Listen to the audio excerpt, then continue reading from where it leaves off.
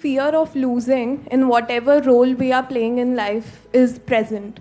So how can we rule out that fear and channelize our positive energy back?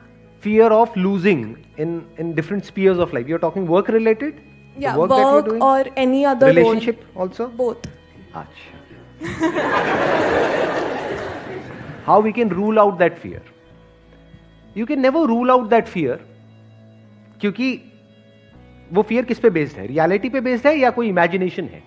दो तरह के fears होते हैं ना, एक है इमेजिनरी फियर्स कि ये हो गया तो क्या होगा, मान लो यहां पर भूत है, इससे हम डर रहे हैं, but that is an imaginary fear, that is not based upon reality. Reality क्या है कि there is a person whom you are in love with, जिसकी आपको आदत पड़ चुकी है, तो जैसे ही हम अलग होने के बारे में उस पर्सन से सोचते हैं तो डर लगता है. इनफैक्ट ये सिर्फ उस पर्सन के लिए नहीं है, किसी भी आदत के बारे में है. हमारे को आदत पड़ जाती है एक पर्टिकुलर सिचुएशन की, कुछ लोगों की, कुछ लोग होते हैं हमारी लाइफ में, कुछ सिचुएशंस होती हैं, तो उसके हाथ से जाने का डर लगता है. तो डर किस पे बेस्ड है? रियलिटी पे बेस्ड है, क्योंकि ये सच है ना, वो पर्सन जा सकता है या जा सकती है. सो दिस फियर, अगर फंडामेंटली आप देखोगे, this fear is not the fear of losing out that particular person और that situation. This fear is the fear of change. हमको बदलाव से डर लग रहा है, क्योंकि ऐसा नहीं है कि वो जो पर्सन है वो दुनिया का आखिरी है. कि जिसके भी साथ आप रिलेशनशिप में, वो दुनिया की आखिरी लड़की थोड़ी है. आखिरी है क्या? नहीं है, और भी है, उससे बेटर भी है. बेटर भी क्या होता है? आपके स्टैंड पॉइंट से है कि वो बेटर है या नहीं है. वही लड़की किसी को अच्छी लग रही होगी, किसी को बुरी लग रही होगी. This is just a stand point. Main point क्या है? We are afraid of change. तो जब तक we are afraid of change in life, and death is a part of this change. एक तो चेंज है अलग होना, एक है किसी की डेथ भी हो सकती है, कभी भी हो सकती है. तो we are always afraid of change, कि जो नई सिचुएशन होगी, बिकॉज दैट इज अननोन. हमें नहीं पता वहां पर क्या हो रहा होगा. हमें नहीं पता, जैसे बोलते भी हैं लोग कि मेरे को इतनी अच्छी लड़की दोबारा नहीं मिलेगी. अच्छा, इतनी अच्छी है? इतनी अच्छी कहां होती है? कैसी होती है? मैं भी देखना चाहूंगा. हमारा जो फियर है ना, अगर फंडामेंटली आप देखोगे, this is the fear of the unknown.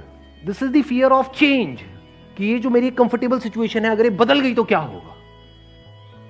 तो if you can embrace the unknown, and 99.99% of the life is in the sphere of the unknown.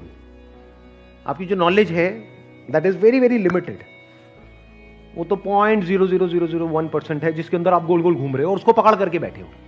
आप कह रहे हो बस यही लाइफ है. अगर ये मेरे हाथ से चली गई, जो भी इस लाइफ में है, लोग हैं, सिचुएशंस है, जो भी कुछ है, ये चला गया तो मेरी लाइफ ही बेकार है. जबकि ऐसा नहीं है.